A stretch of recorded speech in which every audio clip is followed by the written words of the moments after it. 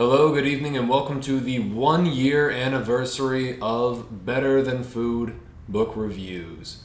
It has been a pleasure reading with you. How are you? I'd like to take a moment and thank all of the incredible individuals all over the world who have supported me financially this year. Really appreciate it, you guys. Sadly, I can't subsist entirely off of fine whiskey, although that would be very nice, so I'm asking for your support in the form of donations by way of Patreon, where you can donate however much per video or month that you can afford. All of it is very sincerely appreciated. It will allow me to keep doing this. It's on a per video review basis right now. It might change to monthly down the road. We'll see how it goes. But right now it's per video. So if you throw $10 per video, for example, I'll recommend a book to you that I have not recommended on the channel. Something I have not reviewed yet. $20 will give you insight into my shelf of things to come before anybody else knows about it. $50 and I'll send you a book that I think is better than food, and $100 or more, I will send you a book every month that I think is better than food. Happily. And I will also name drop you as an executive producer of the show. And if all of that sounds like it sucks, what would you like? What would make it worth it to you? I would like to know. Personally, you should leave some comments below.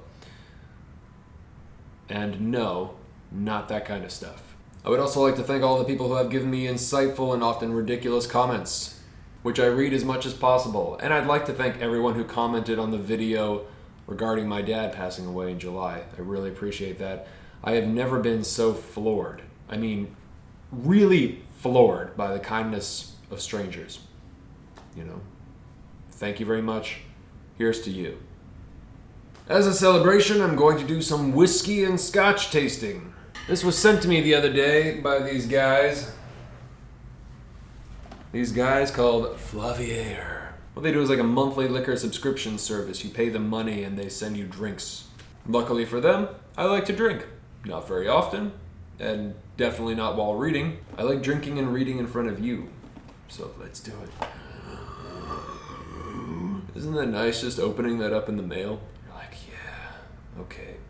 Anyways, I put their link in the description box below. You can check it out if that's your thing. If not, that's cool too. Anyways. Alright, let's see what we got here. We have Santis, which is a Swiss peated whiskey. These bottles are huge. It's like Dr. Jekyll and Mr. Hyde.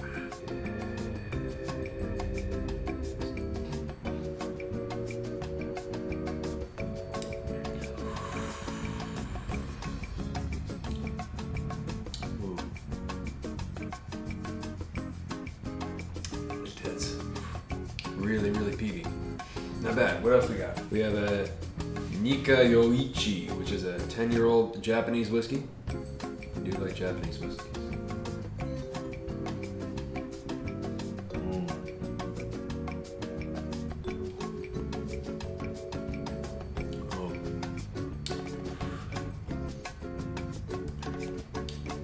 Oh, I like that. Moving up the scale. Alright, what next? This is a Glenmorangie Quinta Ruban. This is actually kind of fun. Better Than Food whiskey reviews? Can that be a thing? I mean, they might send me more whiskey. Not bad. Now we have the Amrut, which is an Indian single malt whiskey.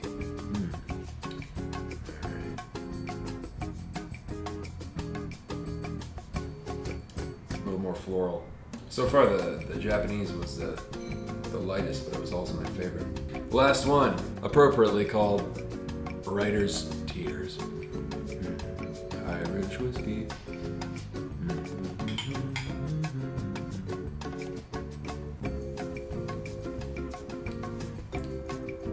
Oh yeah.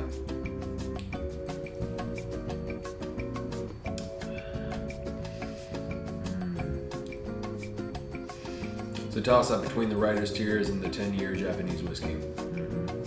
Yeah, those were awesome. Thank you, Flaviar. Flaviar. I don't know. But enough of all that. It's October 25th. Let's drink some scotch. Let's read some books and talk about the devil. Y'all know how much I love Joris-Karl, J.K. Huysmans. And I did just get my hardcover copy of Submission in the mail. A couple of you guys actually reminded me, thank you very much. I got a hold of that real quick. Submission by Michel Houellebecq. But I figured I'd finish up the popular Huysmans first because of the main character's study of him, and also because it's fucking amazing. Huysmans absolutely took me by surprise. Like, just blindsided. He's quickly become one of my favorite authors of all time. His writing translates beautifully into English. And I absolutely need to learn French, of course. If any of you guys speak French, maybe we can do I'll teach you English. I'll teach you dirty English. Yeah, it's the only damn thing I know. God damn it, I will learn French so I can read the original. I must. Because I have to know if the language, if it's great, if it's this good in English. Man. Against Nature was a feast for the eyes and mind. How do you make a feast for the eyes in literary form? It's amazing. Even on the page, it just looks incredible. It looks decadent. Against Nature, even the writing just looks decadent, with its musing on material objects belonging to an isolated aristocrat who creates his own world of things in his mind after shunning society. Published in 1891, Là-bas, Down There, or The Damned, if you like, is a story about a man who decides to write a biography of the most astoundingly evil murderer of all time, who happened to be a French nobleman and one-time comrade of Joan of Arc, before she was burned at the stake, Gilles de Rais.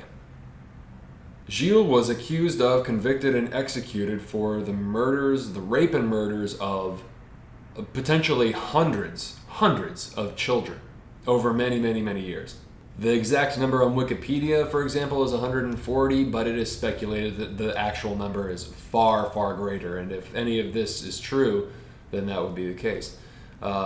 It is also speculated by a few that it was a complete myth or a hoax, and granted, all of this took back in the 1400s, so trying to gather hard evidence for that kind of thing, kind of tough. The interesting thing about Gilles was his fascination and obsession with Satanism and religious transgression, coupled with his desire to willingly violate every single code of moral ethics and decency that one could think of. The Marquis de Sade was nobody compared to Gilles de Rais. This is the Marquis de Sade's writing translated into real life. It's just... not even going to talk about it. And you know me, I talk about a lot of stuff. I'm not going to... Nope. Yoichi.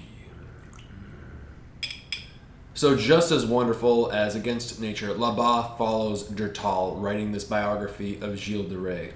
At the same time, he is also exploring Satanism in contemporary Paris, like in modern times. Although for him, it would be the 1800s, late 1800s.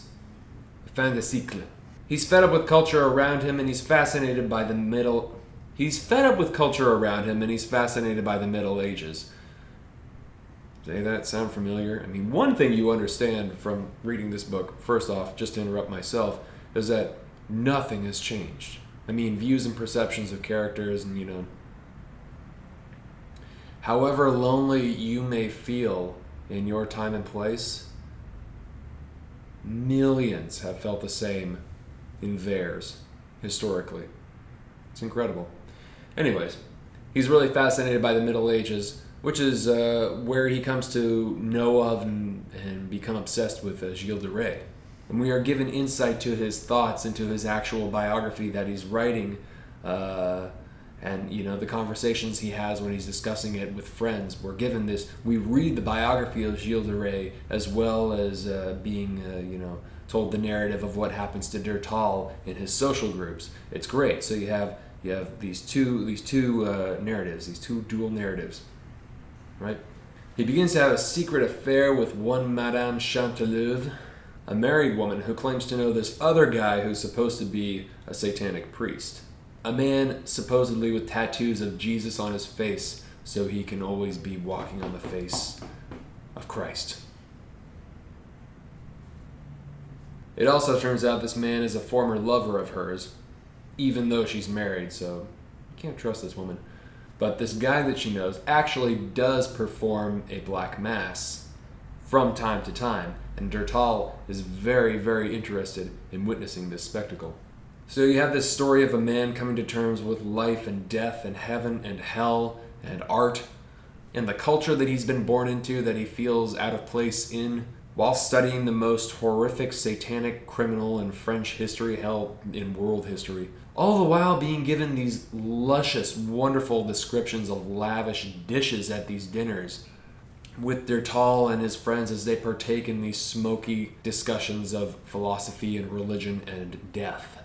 Contrary to its very intense content, the writing style is actually very warm, very inviting. It's a real pleasure to read Huysmans. It is, in fact, the literary equivalent of a nice glass of scotch, but it's better.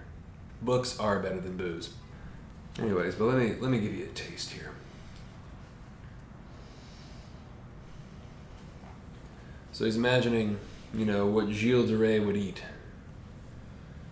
One could easily imagine the dining rooms and those terrible repasts of which Gilles so repented during his trial at Nantes.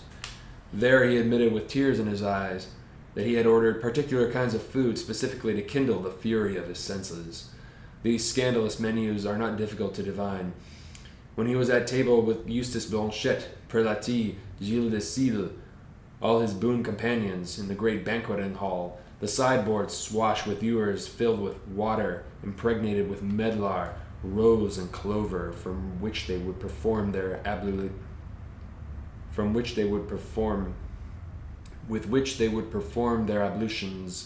Gilles would eat beef, salmon, and bream served in pastry, leverettes, small birds and quail cooked in steaming sauces, pigeon pie, roast heron, stork, crane, peacock, and bittern, venison and verjuice, lampreys from Nantes, salads of brioni, hops, chicory, and mallow, highly seasoned dishes with marjoram and mace, coriander and sage, peony and rosemary, basil and hyssop, malagueta pepper and ginger, or perfumed acidulous dishes which lie heavily on the stomach and give rise to violent thirsts. Also rich pastries, tarts from elderflower and coleseed, rice in a hazelnut milk sprinkled with cinnamon, and more dehydrating dishes which necessitate copious draughts of beer and fermented mulberry juice. Dry white wines or thick red wines impregnated with tannin, heady cordials charged with cinnamon, almonds, and musk, those maddening liquors in which golden particles rise and fall, frenzied distillations which spurred on the guests in this womanless castle to ever greater excesses of ribald banter and left them by the end of the meal sunk in monstrous dreams.